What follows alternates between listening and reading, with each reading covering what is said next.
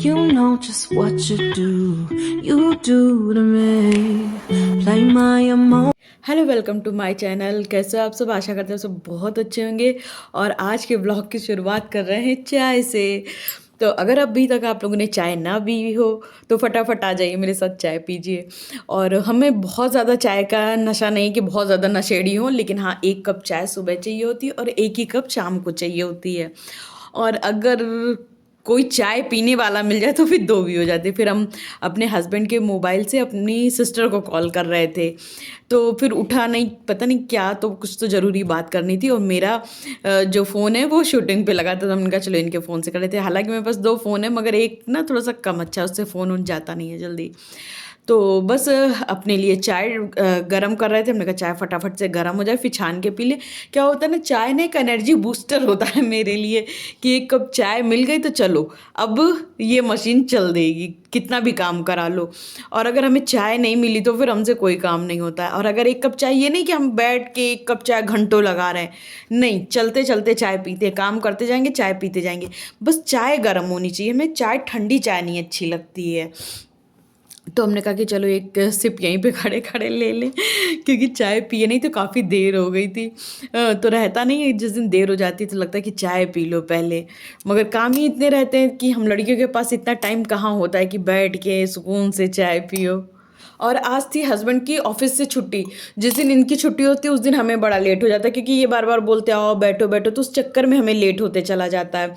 तो वैसे तो हम सुबह उठते ही डोर खोल देते हैं, लेकिन आज नहीं खोल पाए थे, तो फिर हमने दरवाजे सारे खोले और जो भी सामान फैला था उनको उठा के रखना शुरू किया। हमने कहा जब तक ये नहाने गए हैं तब तक हम अपने सारे काम झटपट निपटा डालें, क्योंकि ये अगर एक बार ये आ गए ना तो फिर कोई काम नहीं करने देते।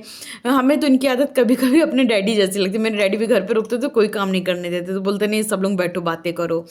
तो यही हाल इनका है। फिर सारे कपड़े अपनी अपनी जगह पे रखे, और डाइनिंग टेबल क्या रहता है ना, गंदा नहीं होता तो भी एक डस्टर लगा दो तो एक अलग सी चमक आ जाती, तो हमें बड़ा अच्छा लगता है।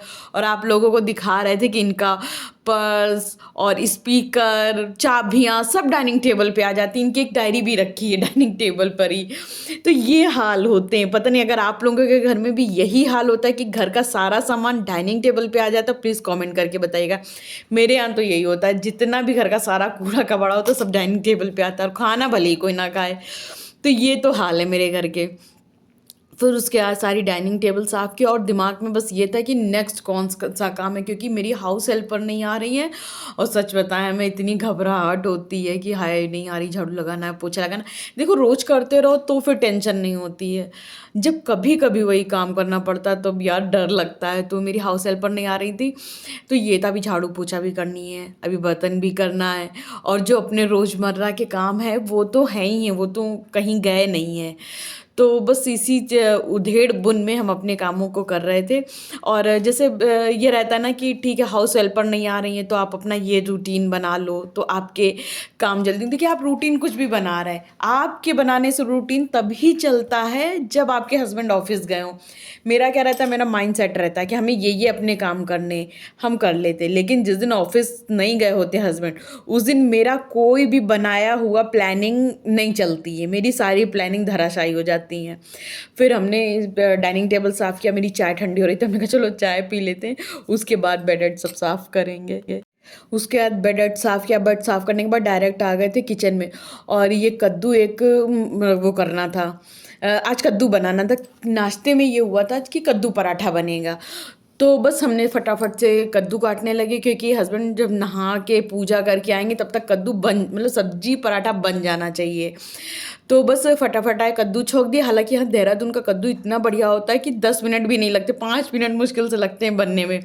तो मेथी डाला और कद्दू डाला, और उसके ऊपर मसाले जलना जैसे ऊपर से डालते, हल्दी डाले और पिसी धनिया डाले और हींग डाल के कद्दू डाल दिए।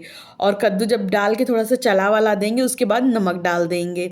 नमक हम बहुत लोग बाद में डालते हैं, हम इसलिए पहले डाल देते हैं क्योंकि हम तेल कम डालते हैं ना, तो फिर नमक डाल दो, नमक पानी छोड़ देता है, फिर क्या होता है कि पानी में ही सब्जी सारी पक जाती है। और यार कम तेल में भी सब्जी खूब अच्छी बनती है। फिर ये दीवान पे थोड़ा फैलान ऐलान फिर से फैल गया था, तो हमने कहा कि चलो ये भी फैलान उठा देते हैं। और उसके बाद हम सारा फैलान उठाए और तरबूज आया था तो डाइनिंग टेबल पे ही हमने रख दिया था। इसको हम किचन में लेके आए। हम लोगों को क्या कहा जाता है कि कद्दू को ओवरनाइट पानी में फुला के रखना चाहिए, तभी वो खाने लायक होता है। उसमें कोई एक एसिड होता है जो कि पानी में फुला के रख दो तो निकल जाता है। एक कद्दू पानी में फुला के ही खाना चाहिए।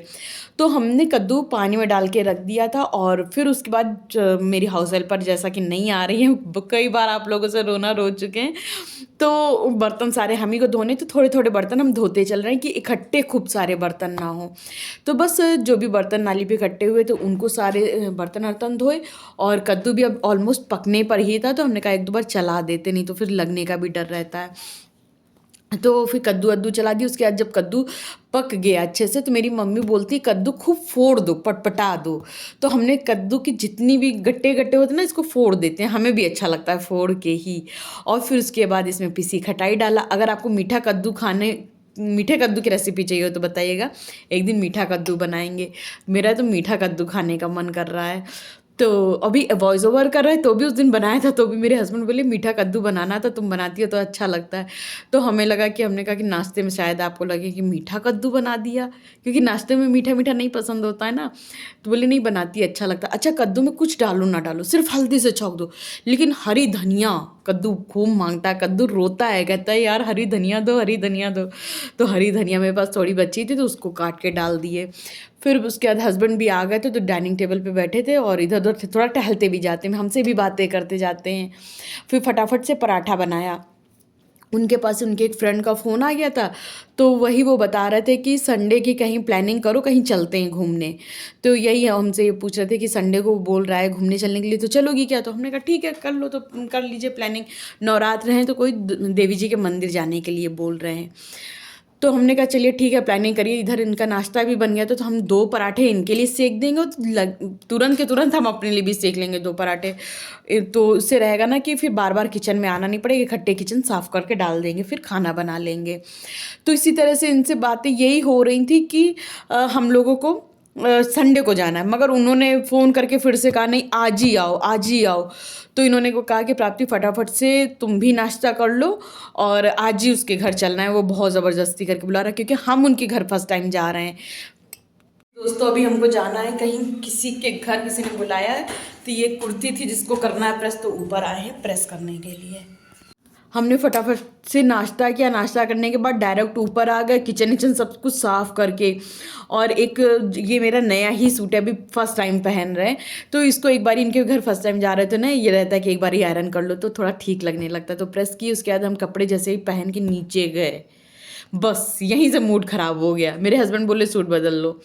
और उसके बाद क्या होता है, इनका हमेशा का ये रहता है कि कभी भी हम कहीं तैयार होते हैं तो इनका रहता है एक दो बार चेंज करा देते, फिर दुपट्टा नहीं मैच करा, फिर ये नहीं करा, फिर वो नहीं करा, फिर मेरा मूड ऑफ हो गया। फिर उसका जाते टाइम का कुछ भी वीडियो नहीं बनाए। फिर वहाँ गए, इनके घर बैठे तो उनसे बात करते रहे। हम कभी अपना दुख किसी को शो नहीं करते कि हमें ये प्रॉब्लम है। उनके घर में नॉर्मल बात होते रही, बोली क्या घूमने चलते हैं। बहुत मज़ा आया, बहुत मज़ा आया। और ये बच्ची स्पेशली बहुत अच्छी थी। फिर हम सब लोग घूमने चले गए। ये देहरादून में गूलर घाटी है, गूलर घाटी, तो वहाँ घूमने चले गए। तो घूमते घूमते इतना मज़ा आया, इतना सुंदर वहाँ का व्यू था। और हमें बिल्कुल भी अच्छा नहीं लग रहा था क्योंकि हमने फिर बाल भी चिपका के जूड़ा लगा लिया था, सूट भी अच्छा नहीं पहने थे, तो थोड़ा सा दिल दुखी हो गया था। लेकिन फिर लगा चलो ठीक है कोई बात नहीं, अब इतना भी क्या दुख मनाना, इतनी सुंदर जगह है तो चलो इन्जॉय करो। और जब लोग भी अच्छे मिल जाए तब तो फिर क्या ही कहने। फिर यहाँ पे जगह जगह ईंटें पत्थर रखे थे, लोग चूल्हा बना के यहीं पे खाना बनाए थे। तो हम यही कह रहे थे कि अब हम लोग भी यहीं पे एक दिन खाना बनाएंगे। तो सब लोग बोले हाँ हाँ। फिर हमने सोचा चलो जब मेरी फैमिली आएगी यहाँ पर तब खाना वाना बनाएंगे। और ये पानी वानी देख के हमें तो अपनी भतीजी की याद आ रही थी कि मेरे घर में जो बच्चे हैं, मेरे बहन का बेटा, मेरी भाई का बेटी, वो लोग इतना नहाने के शौकीन है। तो हम कह रहे थे कि यहाँ पे वो लोग आएंगे तो फिर ज़रूर लेके आएंगे कि यहाँ नहाओ। और मेरे हस्बैंड मेरा कुर्ता ऊपर कर रहे थे गीला ना हो जा रहा है। हमने कहा रहने तो गीला होने दो भाई, क्योंकि देहरादून में धूप तेज होती, पानी इतना ठंडा था, हमें इस तरह के पानी में उतरने में बहुत डर लगता है। मगर इनका था कि ज़बरदस्ती आओ आओ आओ। यार इतना मज़ा आया, मतलब घर पे तो मूड ऑफ हो गया था क्योंकि मेरे हस्बैंड की बहुत ज़्यादा ये गंदी आदत है बार बार चेंज कराने की। फिर घूमते फिरते हम लोग शाम को आए थे, 6:30 बजे घर आए थे। आते ही सबसे पहले खाना बनाया, दाल बनाया, रोटी बनाया, सब्जी बनी रखी थी। भूखे हो गए थे क्योंकि जिसके घर गए थे ना उनका लोगों का फास्ट था और उन्होंने पिज़्ज़ा भी मंगाया था। लेकिन फिर क्या हुआ था, हम लोग तुरंत नाश्ता करके गए थे तो भूख भी नहीं थी, तो हम लोग ने खाया नहीं।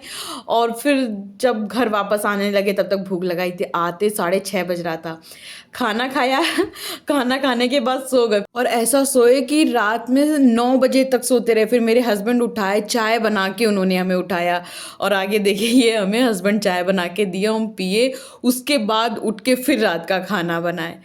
अच्छा ठीक है दोस्तों, अब अपने ब्लॉग का एंड हम यहीं करेंगे। Bye bye.